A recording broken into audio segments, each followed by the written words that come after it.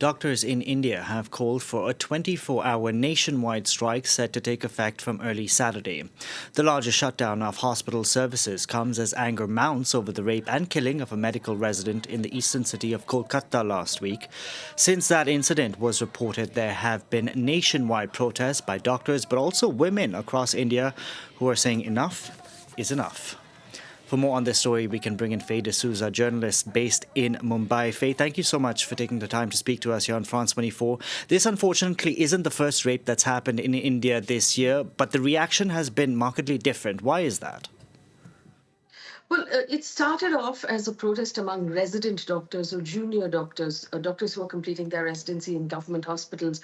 And we've had a series of violence in the workplace against these doctors. They've gone on strike in the past to talk about how unsafe they are in the workplace, being constantly attacked by angry family members, attacked by patients themselves, in hospitals that are poorly managed, that don't give them enough protection. The idea that here was a resident doctor who, after completing a 36-hour shift, then decided to take a nap in a seminar room where she was brutally raped and murdered, then sparked, I suppose, a reaction from the rest of the country as well. As we know, India has had a bad track record when it comes to crime against women or women's safety across the country. Right across social media, this struck a chord for women all across the country. It was made worse by the handling of the situation. The fact that the dean of that institution, or the principal as we call him, first tried to pass this off as a suicide to family members, tried to tamper with and bury evidence until the family members, the post-mortem confirmed that not only did she have brutal injuries, but she had in fact been raped. There was a protest then that started among doctors. We understand now in Kolkata that protest was then attacked by a mob that went on to vandalize the hospital in question. So really, it's layers of bad handling of this situation from the state government, from the people who are running the hospital itself, and from the Kolkata police. So it's sparked outrage across the country, largely led on social media. Faye, the man accused in this rape and murder of the medical resident in Kolkata has reportedly been arrested. State officials want an expedited trial, some even calling for capital punishment. Is this the way to go ahead and prevent such crimes from happening? What about educating the public? Has that not worked? Well, it's definitely not a way to deter crime or to prevent it from happening in the future, as we've seen repeatedly these incidents take place.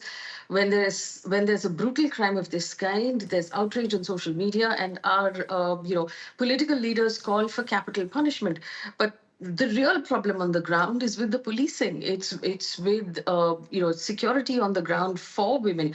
The manner in which these cases are treated, with forensic evidence, witnesses turning hostile, public prosecutors not taking it seriously, and the courts not expediting a verdict. Now, unless all of these problems are really fixed, whether or not there is a death sentence or capital punishment on the other end of it doesn't matter, because we have a conviction rate of less than 30% on rape cases in India, 28% on last count. So what's really, sort of really the problem here is the unlikelihood that this person would get caught. And if they do get caught, the unlikelihood that they would receive a verdict at all. Repeatedly, we've seen powerful people get bail, powerful people get furlough from jail when they're allowed to come out, and not being treated with the seriousness of the crime in question. So I believe that that is the real problem on the ground, that our policing and our law and order and our judiciary needs to relook at how it's handling the problem of crime against women. Faye, I remember being on holiday in India in 2012, in December 2012, and I remember being on the beach in Goa, and everyone around me was talking about this Nirbhaya case. That's, of course, the girl who was gang raped on a moving bus Yes. while her friend was tied up.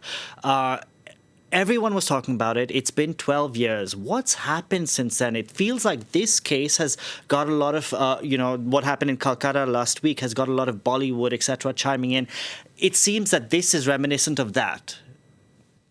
Well, the outrage does seem reminiscent. After what we unfortunately call the Nirbhaya case, Nirbhaya is a Hindi word which means without fear. which I personally believe should not be used for cases of rape, because fear is the basis, really, that women are feeling at this point. But it was after that case that India's rape laws were completely overhauled and made far stricter.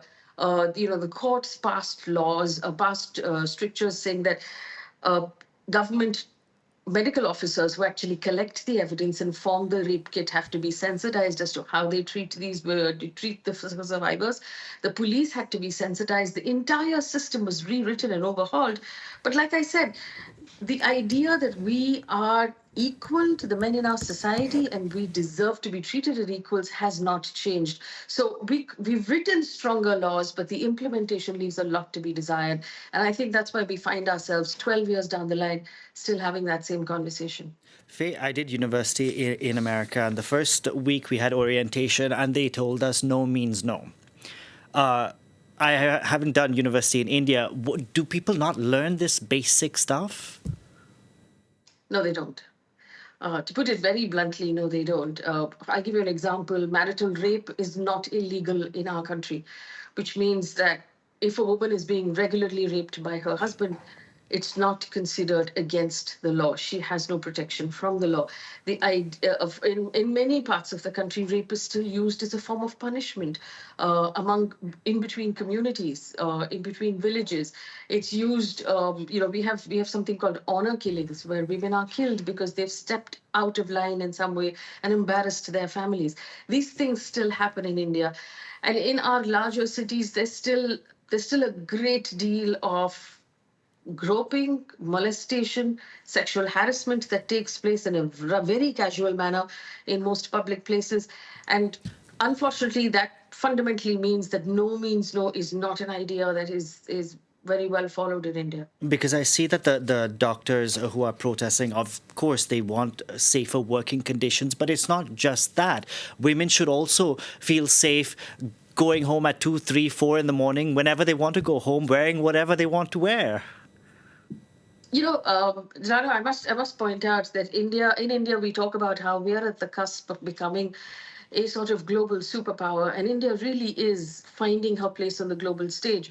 But for half this population who cannot go to school or cannot go to college, and if they do go to college, they can't go to the library late at night because it's unsafe to come home after that. They can't travel for work. They can't safely take a bus or a train or any sort of transport, a late night flight, or just walk down the street because there isn't enough safety. There's a large portion of this population that is unable to fully recognize its potential in the workspace or in academics or in science because it's just not safe enough. And that, I think, is a deep tragedy that our country will have to come to terms with and try and find solutions for. Yeah, hopefully things change sooner rather than later. Faye, thank you so much for taking the time and speaking to us here. Thank you. In